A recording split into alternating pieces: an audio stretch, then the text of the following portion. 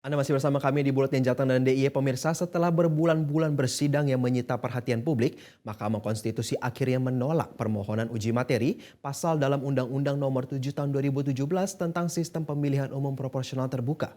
Putusan ini patut diapresiasi karena pemilu dengan sistem proporsional terbukalah yang paling mumpuni untuk menjaga kedaulatan negara tetap di tangan rakyat.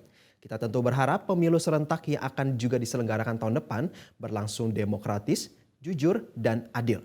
Biarlah rakyat sebagai pemegang kedaulatan menentukan sendiri wakilnya.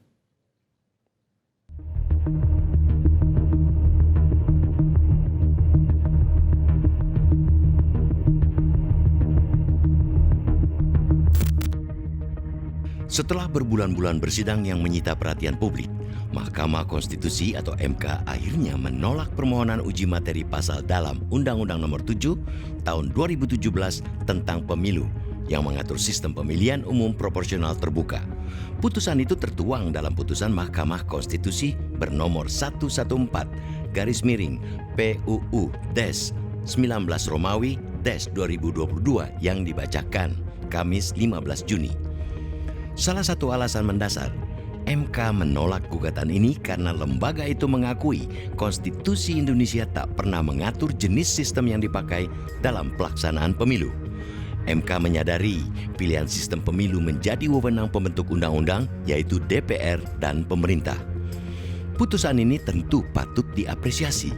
Salah satu alasannya karena sistem proporsional terbuka yang telah dijalankan sejak pemilu legislatif 2004 ini telah sesuai dengan prinsip demokrasi yang salah satunya mengutamakan transparansi.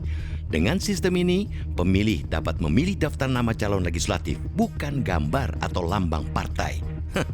Artinya, mereka tidak seperti membeli kucing dalam karung. Selain itu, sistem proporsional terbuka juga sesuai dengan konstitusi yang mengamanatkan kedaulatan berada di tangan rakyat, sehingga memungkinkan mereka memiliki wakil yang layak dipercaya untuk menyalurkan dan menyuarakan aspirasi. Mayoritas parpol, baik di parlemen maupun non-parlemen, juga mendukung sistem ini, kecuali tentu saja sejumlah individu yang mengajukan gugatan yang menginginkan sistem pemilu dibuat secara tertutup. Tentu hak para penggugat untuk mengajukan gugatan harus kita hargai. Begitupun putusan MK yang menolak gugatan tersebut harus pula kita hormati. Dalam negara demokrasi, dialektika atau perdebatan ialah sebuah keniscayaan. Selama itu dilakukan dengan cara-cara konstitusional, bukan dengan memaksakan kehendak.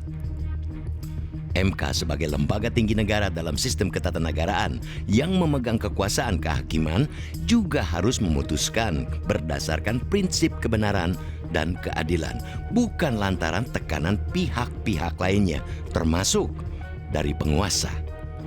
Kita tentu berharap pemilu serentak yang akan digelar tahun depan juga berlangsung demokratis, jujur, dan adil.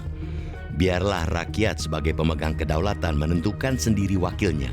Jadikan pemilu sebagai pesta demokrasi yang gembira, bukan penuh dengan keterpaksaan, apalagi di bawah tekanan.